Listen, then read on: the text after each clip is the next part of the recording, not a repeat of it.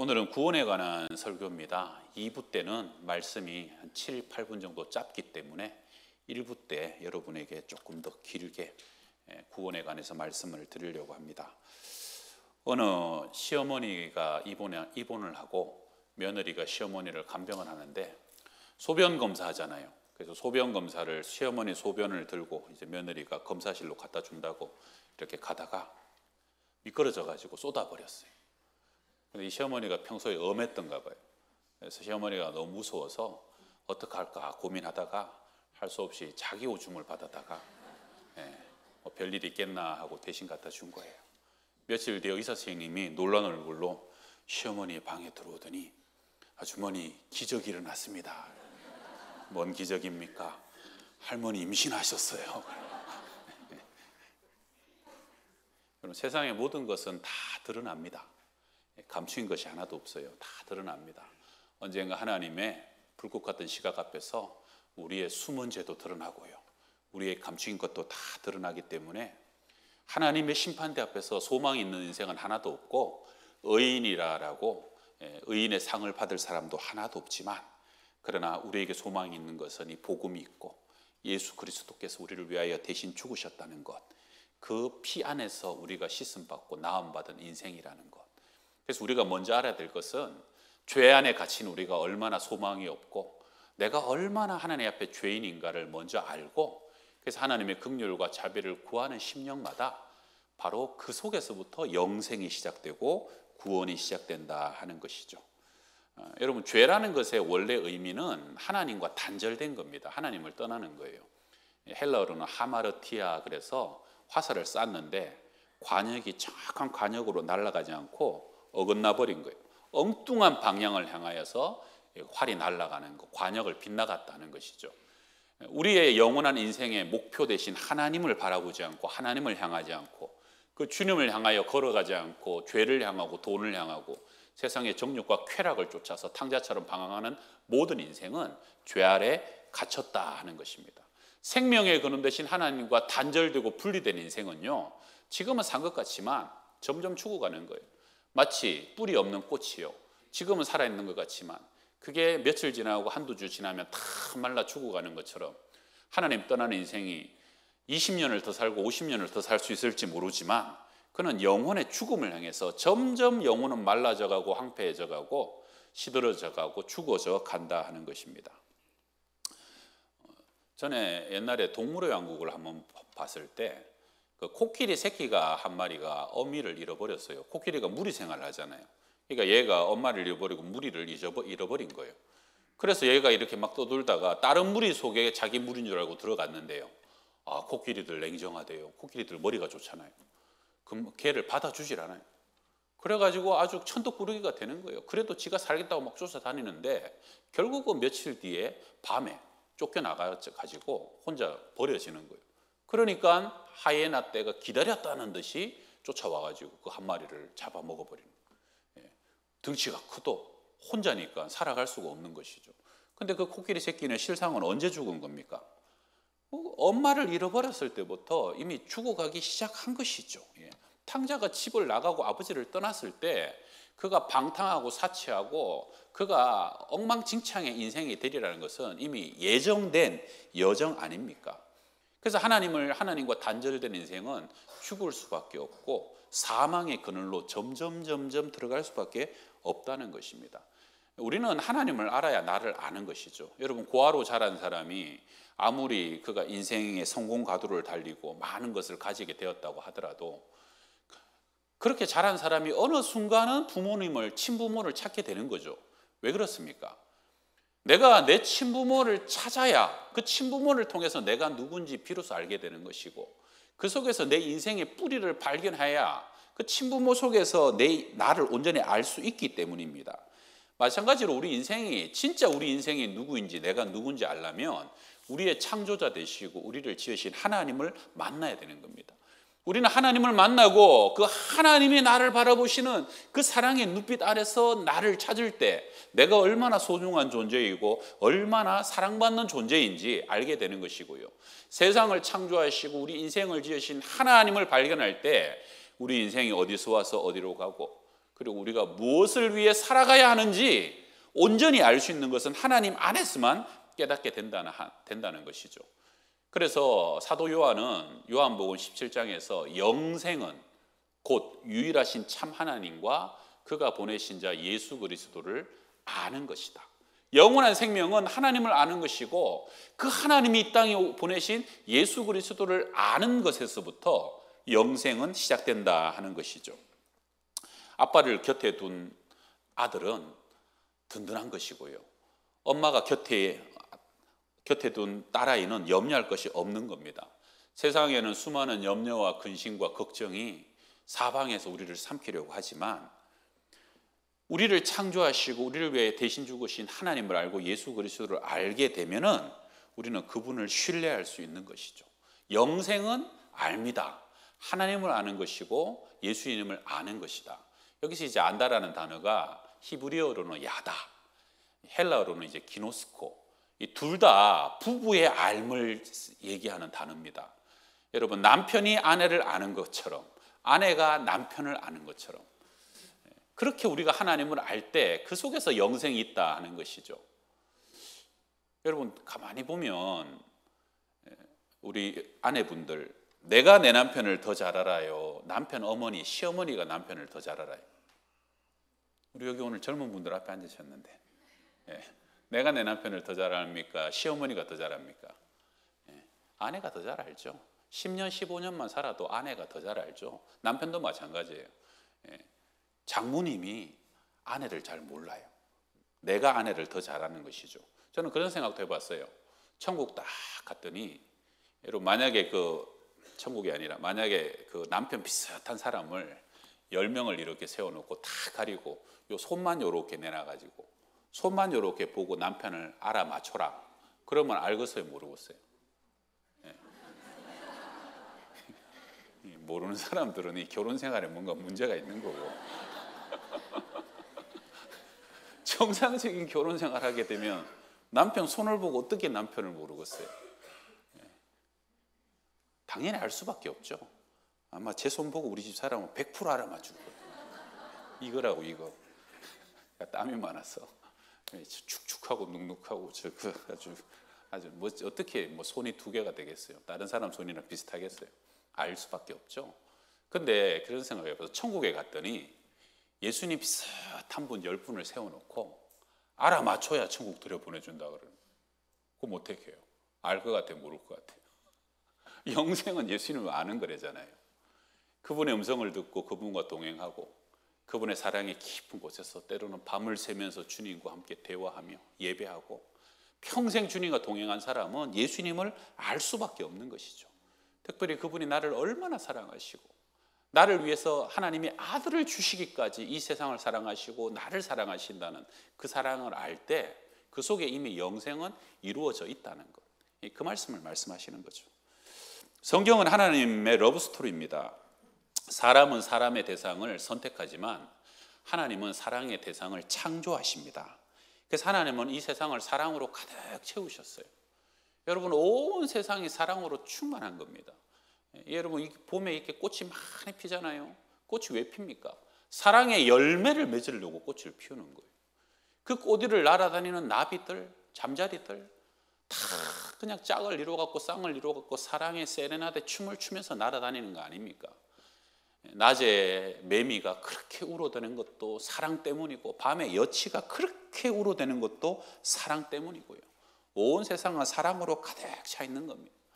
하나님은 우리에게 세상을 얼마나 사랑하시는지 성경을 통해서 하나님의 사랑을 말씀하시는 것인데요.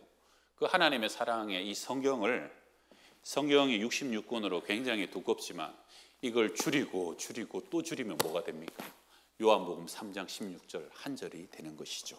자, 우리 요한복음 3장 16절 아시죠? 한번 해봅시다. 시작. 하나님이 세상을 이처럼 사랑하사 독생자를 주셨으니 이는 그를 믿는 자마다 멸망하지 않고 영생을 얻게 하려 하심이니라. 할렐루야. 이 영원한 생명은요, 믿는 자에게 두시는 특별한 선물인데 여러분, 이 믿음이 뭡니까? 믿음은 신비고 비밀이에요. 여러분, 우리가 하나님을 믿는 순간 성령이 우리 안에 들어오셔요. 여러분, 세상에 2000년 전에 예수님을 만난 적이 있어요. 그분 손을 잡아봤어요. 여러분이 그 성지순례를 한번 제대로 해봤어요. 그런데 2000년 전에 그분이 날 위해 죽으셨다는 거, 그 피가 내 죄를 씻었다는 거, 너무너무 눈물겹고 감사하고, 내가 그래서 남은 인생을 주를 위해서 살겠다라고 고백하는 것, 그것이 믿음에서 시작된다는 것이죠. 믿음은 하나님과 우리를 연결해 줍니다. 마치 뿌리 없는 꽃이 접붙임을 대서 그 뿌리에 연결되는 것처럼, 우리가 예수를 나의 구주로 믿는 것, 하나님이 보내신 그 아들을 믿는 순간 주님이 내 안에, 내가 주님 안에 하나가 되고 연합하여서 성령이, 하나님이 우리 안에 사시는 것이죠. 세상의 모든 염려와 근심과 두려움으로부터 필요할 때마다 우리에게 지혜를 주시고 위로를 주시고, 더 이상 고아처럼 너희를 버려두지 아니하고 내가 세상 끝날까지 너희와 함께한다, 우리를 거룩하게 하여 주시고 예수 닮은 인생을 만들어서 세상에 참된 거룩한 영향력을 행사하게 하시고 세상의 빛과 소금으로 살아가게 하셔서 세상을 밝히고 맑히고 세상을 하나님의 나라로 만들어가게 하는 것, 우리가 예수를 믿을 때 우리 안에 오시는 성령님, 우리가 그리스도의 십자가에서 함께 죽고 다시 삶으로 우리가 그 나라를 향하여서 성장하고 성숙해가는 그런 인생이 시작되게 된다 하는 것입니다. 그 주님이 우리 안에 계시다가, 살아있는 동안 우리와 동행하시다가 우리가 이 세상 떠날 때 예수의 손목을 굳게 잡고 영원히 즐거운 천국에서 주와 함께 살리라, 그 주님이 우리를 사랑하는 아들아 영원한 나라로 가자 하고 우리를 인도해 가시는 것이죠. 다윗의 말처럼 내가 사망의 음침한 골짜기로 다닐지라도 해를 두려워하지 않는 것은 주께서 나와 함께 하심이라. 다윗은 왕이고 임금이고 용사였지만, 그러나 다윗도 어느 순간 사망의 엄침한 골짜기는 혼자 들어가야 되고 사망의 터널은 혼자 지나가야 되지만, 그때도 두려워하지 않는 것은 죽음의 길, 사망의 길에서도 주님이 나와 함께 하시지 않는 것이냐. 영생은 그 하나님을 아는 것이고 그 예수 그리스도를 아는 것이고, 그리고 그 사랑을 믿고 웰컴하고 내 안에 그 주님을 영접하여서 동행하며 살아갈 때, 살아서 내가 모셨던 그분이 죽음 이후에 나를 영원한 나라로 이끌어 가신다는 거예요. 여러분, 살아서 귀신 섬기면요, 나중에 죽을 때 귀신이 내 거다라고 귀신이 끌고 갈 수 있어요.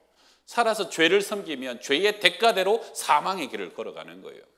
그러나 살아서 우리가 예수를 나의 구주로, 나의 영원한 친구로 동행하게 될 때 그 주님이 우리를 영원한 나라로 인도하시면 너는 내 것이라 라고 사망 앞에서, 심판 앞에서 말씀하시는 것이죠. 할렐루야. 그래서 결국은 구원은요, 하나님의 사랑을 아는 것이고 그 예수 그리스도를 깊이 믿는 것이죠. 여러분, 17살 된 어린아이가 3층 베란다에서 장난을 하다가 이거 떨어지려다가 그냥 그 베란다를 난간을 잡고 대롱대롱 매달린 거예요. 아이가 힘이 다 빠져가는데 마침 퇴근하던 아빠가 그 아이를 바라보고 달려와가지고는 얘야 손을 놔라, 아빠가 밑에 있다. 그랬더니 걔가 기다렸다는 듯이 손을 놓고 쭉 떨어지는데 아빠가 받아주잖아요. 품에 안고 안 무서웠냐? 손 놓으려고 그럴 때, 떨어질 때 안 무서웠냐? 무서웠지만 아빠의 목소리가 들렸을 때 아빠는 어떻게든 나를 받아줄 거야 믿었기 때문에 손을 놓게 되었다는 것이죠. 여러분, 이 믿음의 근저에는 사랑이 있는 거예요. 사랑하니까, 사랑하시니까 나를 버릴 수가 없고 사랑하시니까 나를 구원하실 수밖에 없다는 그 믿음과 사랑은 연결되어 있는 겁니다. 옛날에 우리가 애들 놀린다고, 여러분 애들 어릴 적에 너 굴다리 밑에서 주워왔다, 너 다리 밑에서 주워왔다 그러잖아요. 그래가지고 진짜 막 이렇게 자존감이 약하고 막 엄마 사랑을 잘 안 느껴지는 애들은 진짜 자기가 주운 줄 알고 보따리 사서 나가버려. 우리 집에도 그런 사람 하나 있었어요.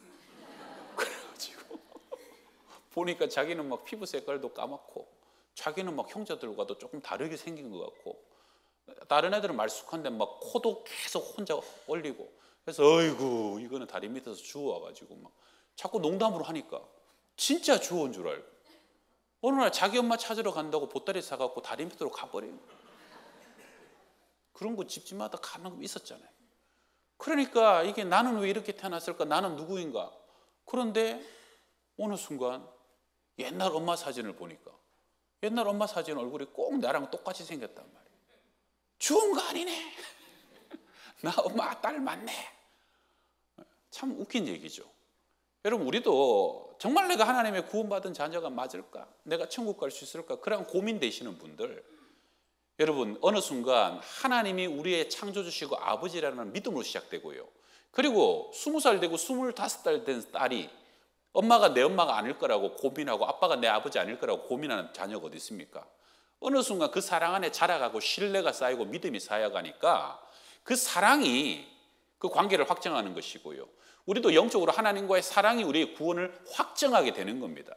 처음에는 사형리 설명을 들으면서 논리적으로 이렇게 해서 당신은 죄인이고 이렇게 해서 십자가를 믿으면 이렇게 해서 구원받은 자녀인 겁니다. 영적 기도합시다 라고 해서 구원은 시작될 수 있겠지만, 그러나 그러한 구원은 약하죠.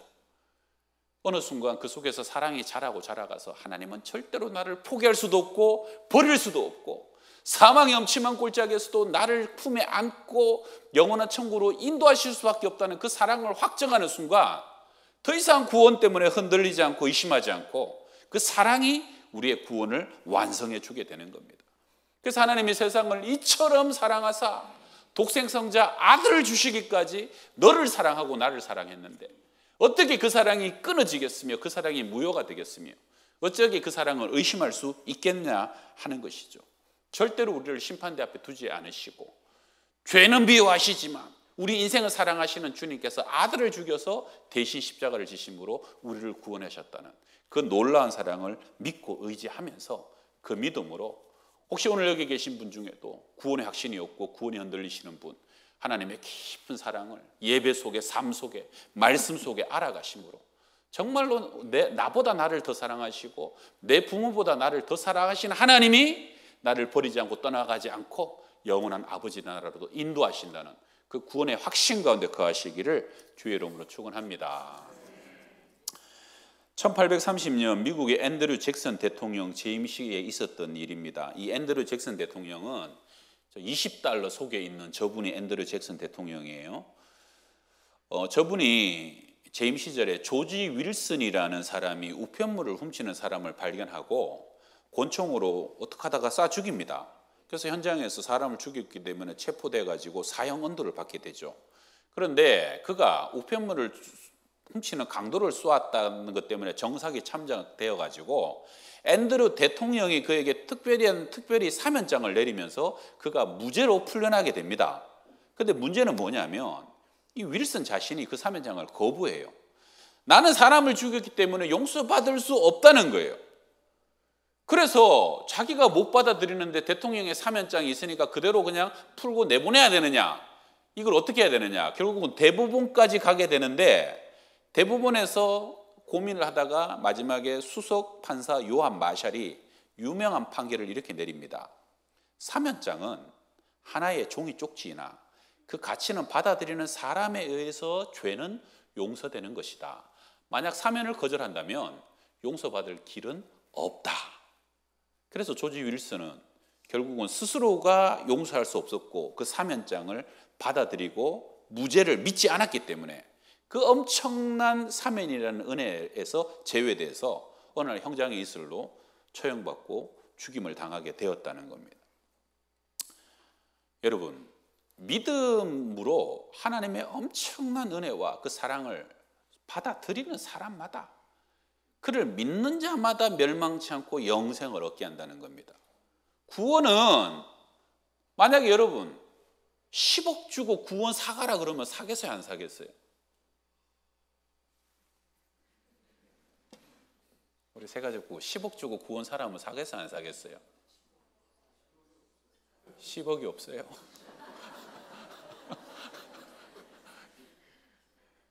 어떻게 해서든 사죠.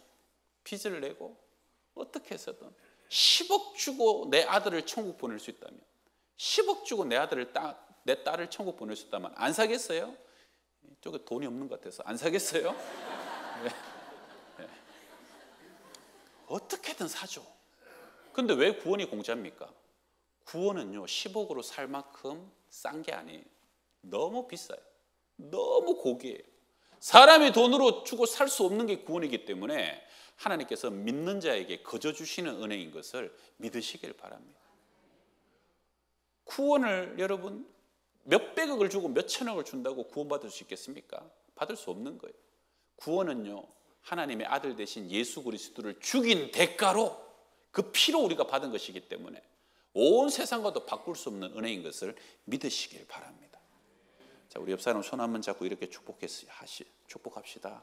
하나님은 아들을 죽이시기까지 당신을 사랑하셨습니다.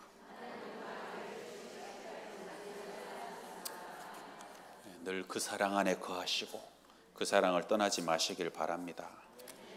마지막 예화 하나입니다. 어느 예수 잘 믿는 어머니가 자녀들은 잘 전도해가지고 교회 잘 다니는데 남편이 끝까지 강박해서 교회를 안 다니는데 어느 날 병이 들어서 점점 죽어가게 생겼어요. 이제 마지막 임종 자리에서 가족들을 다 불러놓고 마지막 유언을 하는 거예요. 마지막 인사를 하는 거예요. 아이들에게 얘들아 그동안 고마웠다 사랑한다. 앞으로도 예수 잘 믿고 잘 살아라. 천국에서 보자. 그러고 난 뒤에 See you again. 얘들아 천국에서 다시 봐 하고 인사하는 거예요. 그리고 남편에게도 인사를 해요. 그동안 여보 고맙고 사랑해 줘서 감사하고 우리 가족 위해서 열심히 일해 줘서 고맙다고. 그러면서 마지막에 인사를 해요. 굿바이.